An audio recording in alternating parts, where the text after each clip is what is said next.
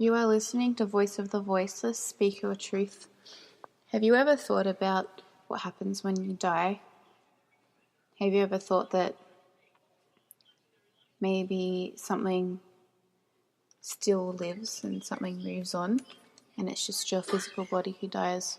Have you ever talked to someone or heard about people who've had near-death experiences and who have come back to life and talked about their experience? In this podcast, I'm going to be talking to a friend of mine, Joe. He's a musician and he has written a song on his near-death experience that he had a few years ago. So before I play our recording of the podcast, I will play that song. You can find Joe's songs on facebook.com/MotleyUK. That's Motley spelled Motley. You can also find them on soundcloud.com/MotleyUK and on youtube.com/Joe Motley. I will put these links on the description as well, so you can just click on them. So I'm going to play the song now and then we'll play the recording of the podcast.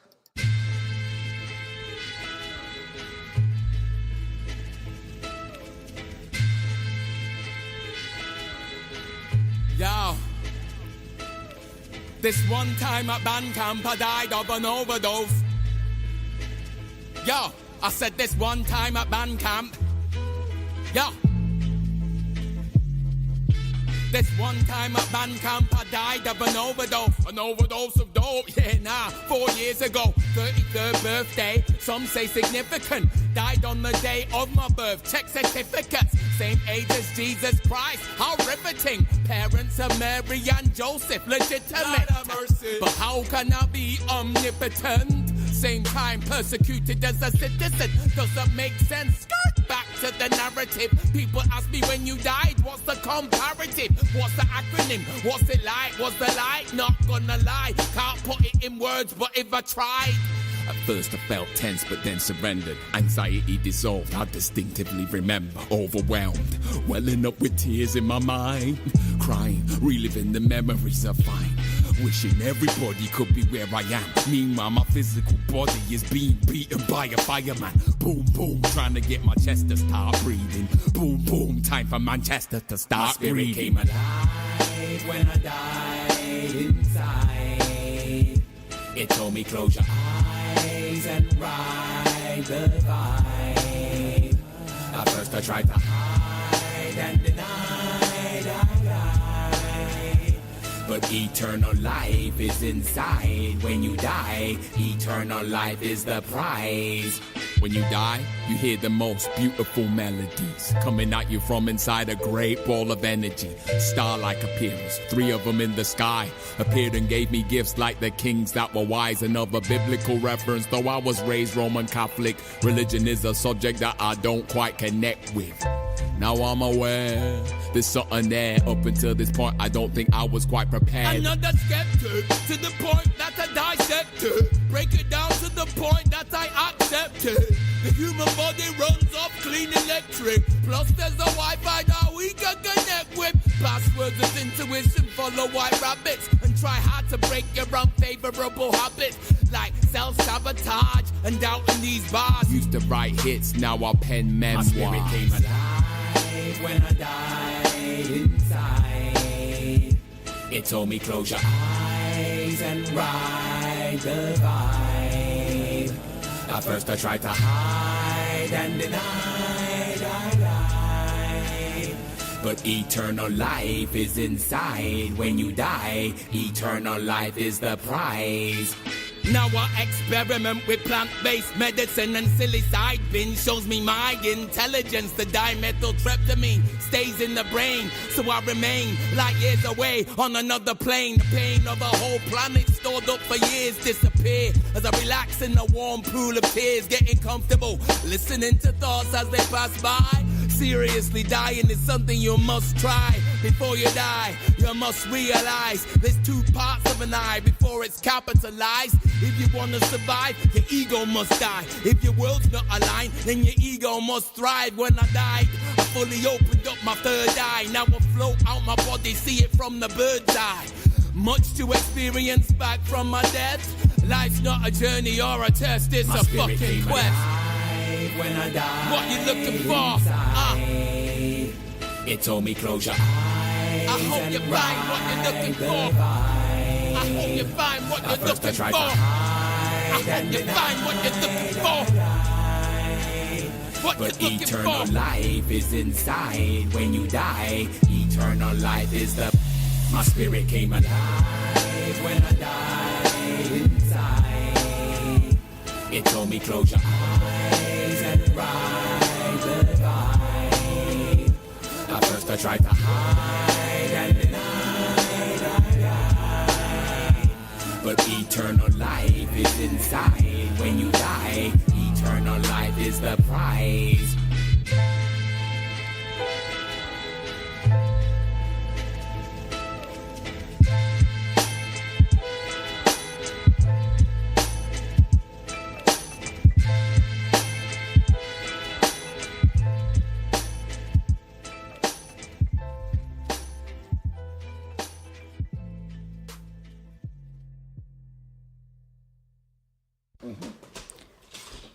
So, what would you like to be introduced as, Joe? Joe is fine. Joe? Yeah. Yep. That's my name. Okay. So, I've just brought up this quote that Osho's, from Osho, I guess. It says, "Death is the most misunderstood phenomenon. People have thought of death as the end of life.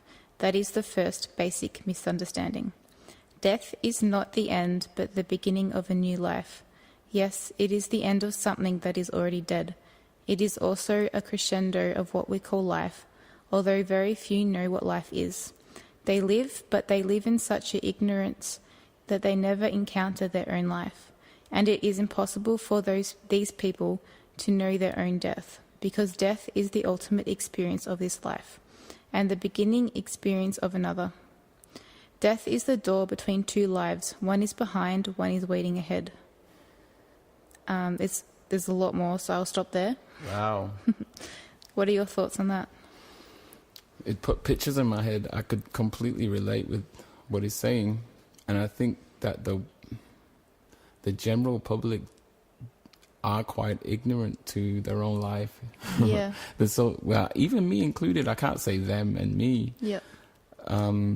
You just get so sucked into being busy sometimes, and maybe that's a symptom of something else. Yeah. Yeah. I think, I'm not sure about other cultures because I've never lived in any other cultures, but definitely in our culture there's a massive fear around death and, fear of the unknown, because we don't know death until we experience it. And at that point we can't share our experience because unless you've had a near-death experience like yourself. Yeah, that gave me an advantage, because you're right, you fear everything that you don't know. Even when there's a dark room, you would want to put the light on before you go in there. It's embedded in us since we're kids. Yeah, you don't want to walk into a dark room and not know what you're gonna encounter. But once you've been there, or once the light's on, once there's awareness, then the fear can disappear. Yeah. So when I had my near-death experience, it was confusing at first, but when I realized the severity of it, how intense it was, and then I thought, wow, that was actual death. That's what everyone talks about. That's what everyone's scared of. And I did it, and I came back, and I'm like, the experience itself was beautiful, though. It wasn't a scary experience. It was like, if this is as bad as it's going to get, everyone's been scared for nothing. It's like, it felt like a fairy tale, like just a beautiful place. So much love and happiness and joy and feeling like I'm home. This is it. I remember this place. Oh, can't wait till my family get home and they're here with me, and still conscious of it, still it made me sad, actually. That was the sad part, because I was like, I miss them. But I'm going to be here waiting for them. So, Yeah. And then as the experience progressed, it was almost like a light bulb moment where I was saying to myself, I'm going to go tell them. I'm just going to go tell everybody that it's nothing to be scared of. And you can come here with me right now if you want. And as soon as I had that, like, I'm going to tell them, that's when I came back from it. It was like, okay, go tell them then. Yep. So that's kind of part of the reason why I feel like I'm back, to spread more awareness about it. The little experience that I've had, it's like going out to the jungle once, having a good time, and then you can't even remember how to get back there or where it was in the jungle, and you're like, I swear, guys, there's a really nice utopia down there somewhere. No one's seen it or like been there, very rarely, like you said. So it's hard to explain to people. And yeah, I guess that's partly why I've been putting in my music and trying to express it in different ways and talking about it whenever I get the chance to. Yep.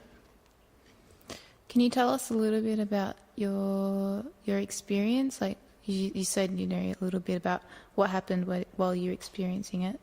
Yeah. But a little bit more context for people listening.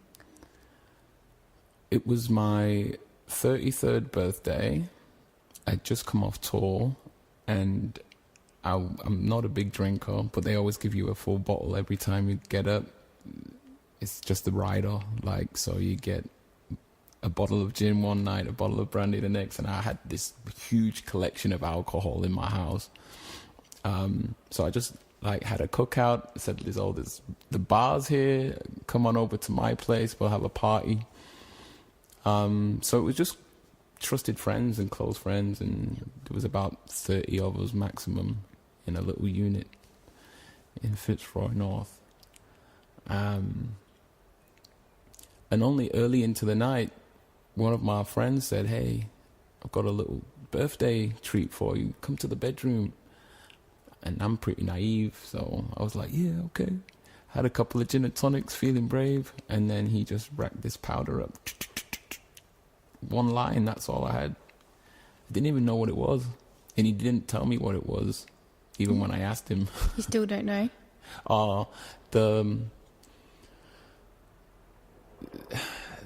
They gave me Narcan, which they usually give to heroin overdoses, and they suspected it was heroin or some form of strong opiate. So, yep.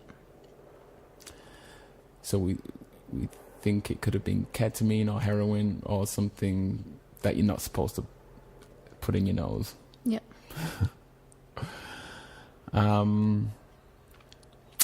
Yeah, so that was it. 15 minutes after that, I couldn't see properly, and people are trying to take selfies with me, and I can't even see from where you are right now. Oh, I wouldn't be able to make out who it is. Yeah.